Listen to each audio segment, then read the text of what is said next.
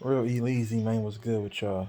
I mean, I ain't made no content in a minute, or haven't been putting out things and videos like I normally do. But I just wanted to come on here and just you know uh, talk about how the NBA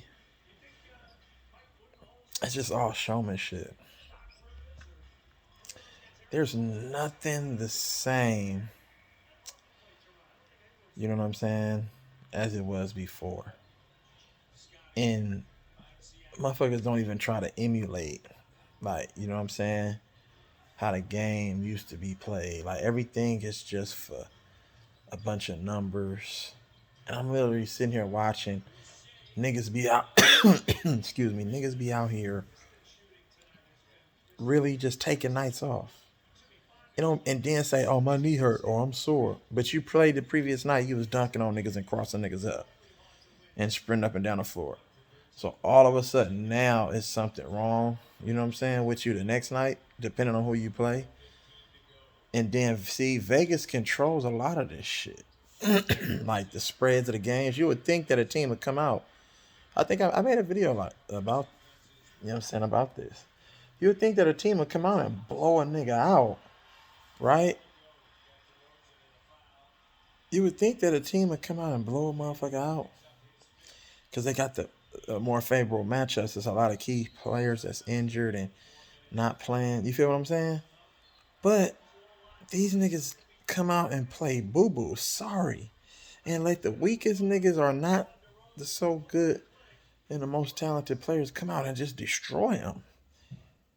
And I don't be understanding this shit. Like, you know what I'm saying? And it's going to take for the league and motherfuckers to really rally around each other and say, fuck that shit. We're going to play the game the right way. Like, you know what I'm saying? So it has to take somebody to break the cycle. You get what I'm saying? Because these niggas have been brainwashed. These niggas are making trillions of dollars. But these niggas don't compete. These niggas just let niggas score. I've been changing and watching every game tonight, right? And I'm just paying attention on how these niggas really playing. These niggas ain't playing no D. Niggas ain't giving no effort. And that's the same thing that, you know what I'm saying, we get on motherfucking LeBron James about. And you talking about there's never been a player like this and all of this and that. But the whole NBA is like this nigga. All the star players in today's game play zero defense. It didn't used to be like that back in the day. You know what I'm saying? When you the best of the best, also they played both ends. And the game was highly competitive. And if you was to score on them over contested hands and, you know what I'm saying, physical, you know what I'm saying, and tough and hard defense, then that's when you can say, you know what? That's a baller right there. Nowadays, these niggas don't have one. They don't play with no effort.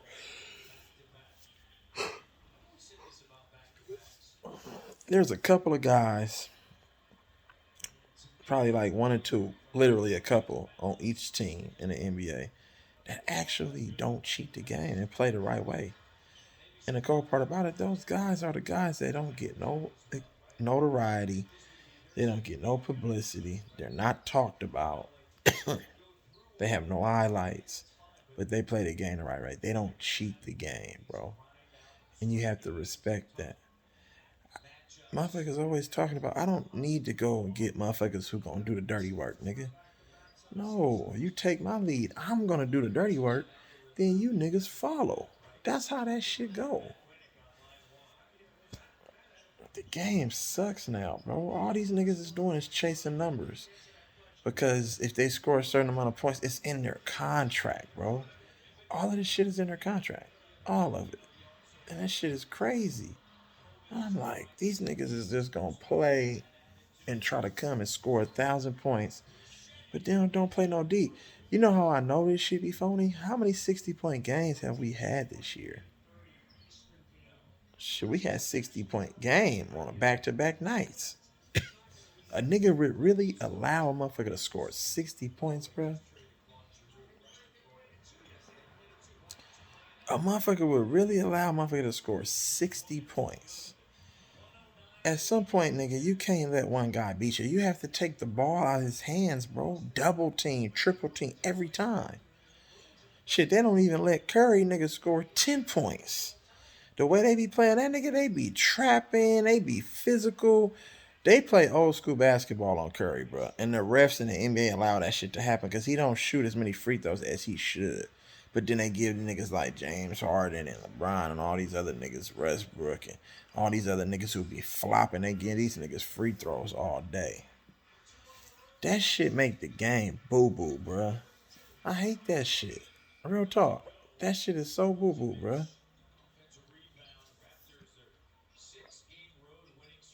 And it's sad.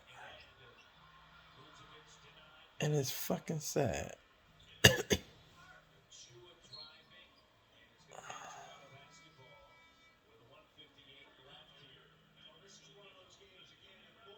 So, that shit. I'm just paying attention to these games, bro. And the cold part about it, that earlier game with the Lakers in Cleveland, this nigga, Cleveland, they were up. They started the game out hot. They jumped out to like a 13, 14 point lead right early. All of a sudden, the wheels just fell off. And I'm sitting there watching this game, and I said, no way. I said, they're not going to allow LeBron to go out like that. They're not going to, the NBA is not going to allow LeBron to go out like that. They're not going to allow him to come back to Cleveland. You know what I'm saying?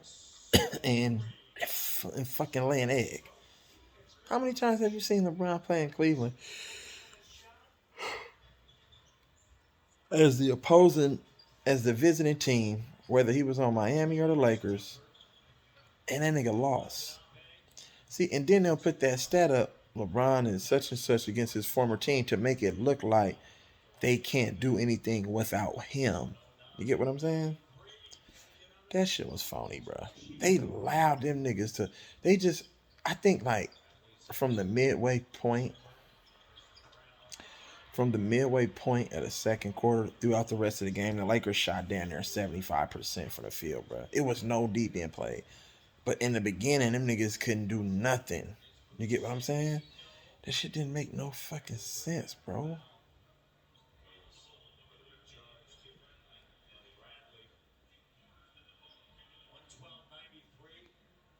So the NBA, they need to do better, and the players need to take onus. These players need to take onus, bro. We got all of these star players. Niggas just sit out on any given night. Oh, I ain't coming to work tonight. You can never say that about Jordan, Kobe, Pippen, Iverson. Like back in the day, the greatest players in the world, even in the 60s, 70s, 80s, 90s, niggas didn't take nights off, bro. Niggas, niggas love to play basketball. Like, you know what I'm saying? These niggas make trillions of dollars and these niggas get to say, you know what? I don't feel like playing. What kind of message do you think that's sending to people who look up to these motherfucking players, bro? As role models, as leaders, their favorite celebrity, star, athlete, people. What do you think the message that you're sending to the younger generation who's to come after you? That it's okay to take nights off? You know what I'm saying? It's like that shit right there. That shit right there. That's that bullshit. And that's crazy. That's crazy. And you know what? Another thing, remember the other day when they interviewed Scotty Barnes, bro, and they really tried to get Scotty Barnes. That was the game where LeBron beat the Raptors, or when the Lakers beat the Raptors, right?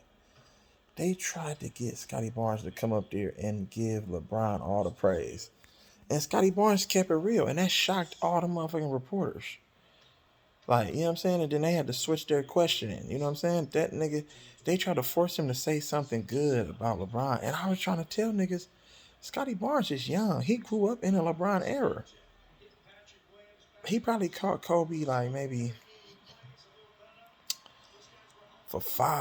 maybe for 5, 6 years, maybe. You feel what I'm saying? But that nigga came out and told everybody in the world. He said, "Well, I was more of a Kobe fan." He's telling everybody like, "Nigga, I wasn't no fan of motherfucking LeBron. I'm a Kobe fan." And then he went on to give him some props. If you think about it, a lot of these niggas are scared to come out and say, "Yeah, I'm more of a Kobe fan. I like Kobe better than I like LeBron." Because you'll hurt the business, you'll hurt his legacy, you'll hurt what they're trying to do and promoting him as the best player.